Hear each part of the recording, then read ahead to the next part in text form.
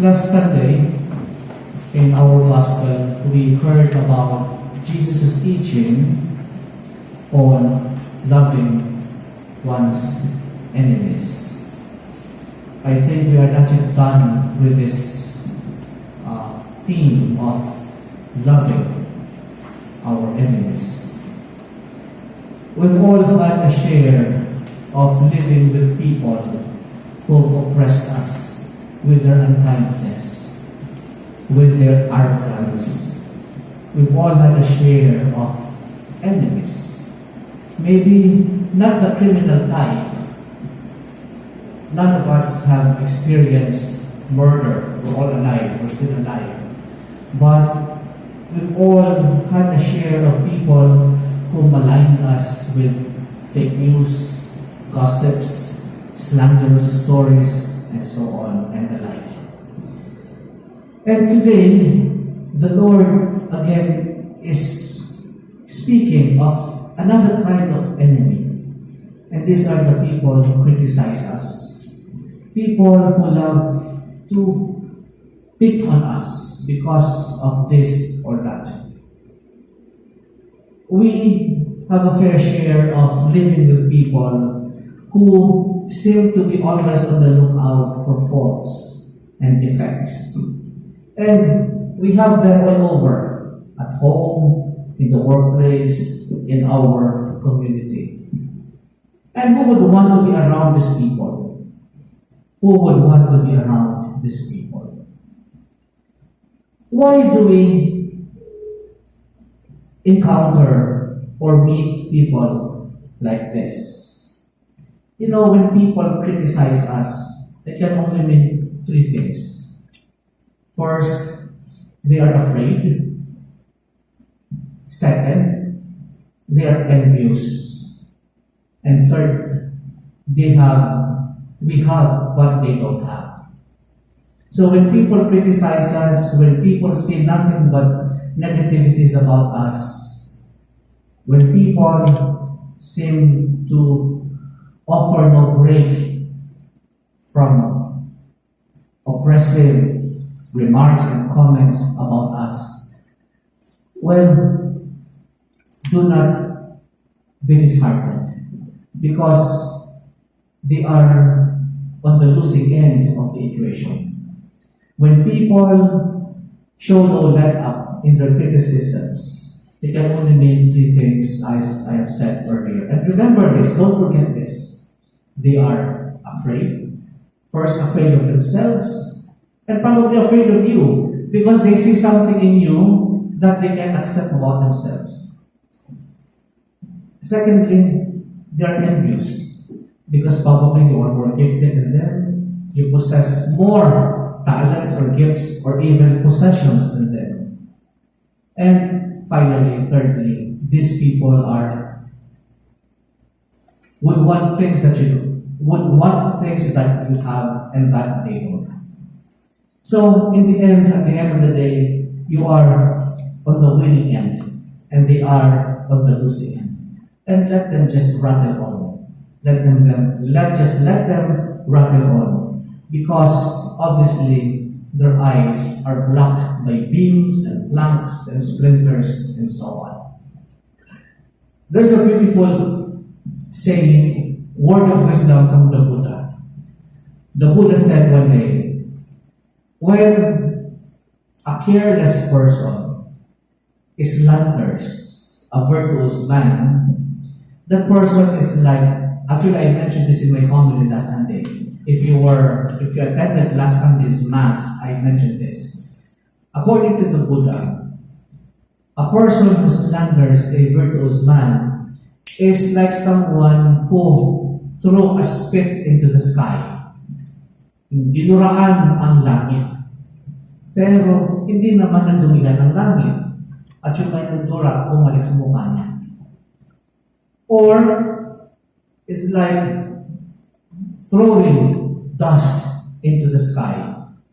And missing the target, all the dust came back on the person who threw it in the sky. So in other words, kung ano yung ibinibintang mo sa ibang tao, babalik sa iyo. Kung ano yung ibinibinta mo, ibinibintas mo sa ibang tao, ibabalik sa iyo. So what is the Lord telling us? What is the Lord telling us? Be humble. Be humble. We need to say, own first your faults. Own first your mistakes. Own first your weaknesses, your flaws, your blemishes.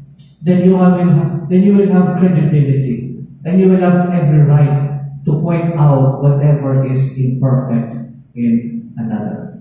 But sometimes we're just too busy looking around for things to comment about people. We are just on a witch hunt. We are just on a shopping spree for faults and mistakes. And we love to clean up our dirty linens in public. We love to look over to another person's yard and see the junk and trash in theirs, when in fact, we are in the middle of a dumpster. So, the bottom line here is, be humble. Be humble, own your faults, own your flaws, own your mistakes. Then you will have the credibility, the authority to point out what other people have. I don't know if you're familiar with AA, Alcoholics Anonymous. In the AA program, this is the AA program that people who are addicted to alcohol or wine go into in order to win them out from their addiction. There is a step there that says the alcoholic must admit that he is powerless to overcome his weakness on his own. The first step is for the alcoholic to admit that they are powerless over alcohol and that their lives have become unmanageable. And so, left to their devices, left on their own, they cannot expect real progress. And so, they need to be helped or aided by another so that they can be restored to sobriety. I think this is the kind of attitude that we must come home to first. That we are also weak. That we are helpless. That we have without the grace of God, we are just as bad, as filthy, as unmanageable, as regrettable as others whom we have labeled, whom we have doomed because of the state they are in. So before we can even think of looking down on people, let us first look up to God for forgiveness. Then our heads will remain in that direction and not find ourselves looking down on people. Because by looking up to God, we realize how much help we need, how much help we ourselves need.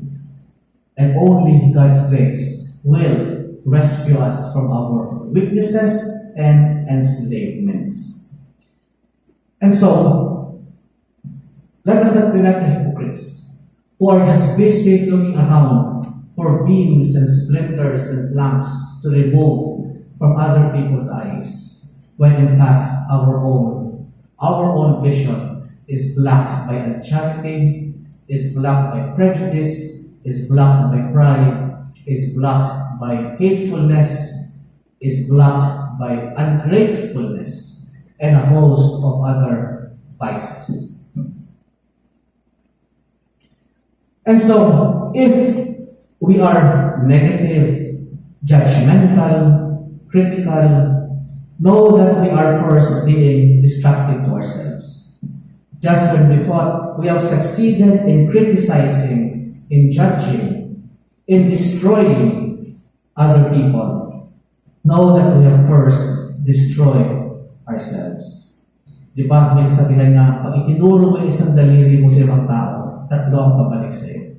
So kung akala mo, you succeeded in destroying people, know that the destruction goes back to you threefold or fourfold, because you have no right to demolish other people, because we are ourselves torn, tattered in bits and pieces. And only the grace of God can make us whole.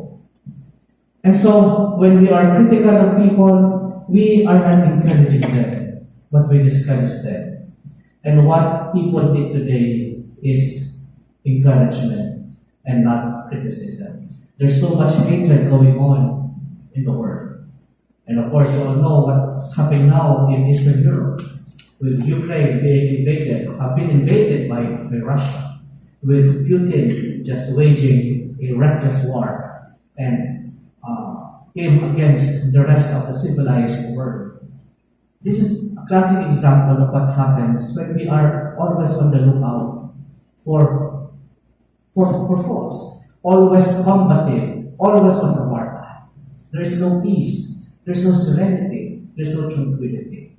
And if we think we have just exposed our holiness, our brand of holiness and righteousness, we have just actually doomed and condemned ourselves to a solitary confinement of not having friends, not having companions, not having people we can share ourselves with authentically in the spirit of fraternity and charity. And so today's gospel is inviting us to take a look at our attitude. Are we someone who is adding joy to the world by our affirmation, by our encouragement, by our humility? Or are we someone who is adding to the sorrow in our world by constantly nagging and criticizing others? The typical holier than thou attitude. The typical holier than thou attitude. The Pharisee in us.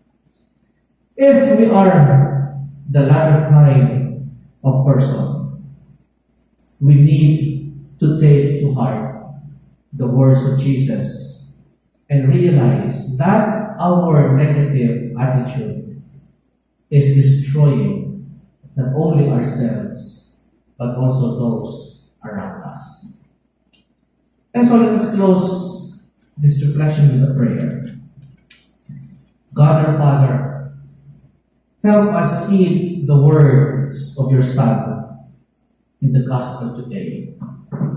Help us realize that we all need in the course of our life not someone to remind us how bad we are, but someone to remind us how good we are, that we are loved in spite of. God our Father, help us realize that what makes us grow and what makes other people grow is not a negative, judgmental, condemning attitude, but an affirming, accepting, and loving heart.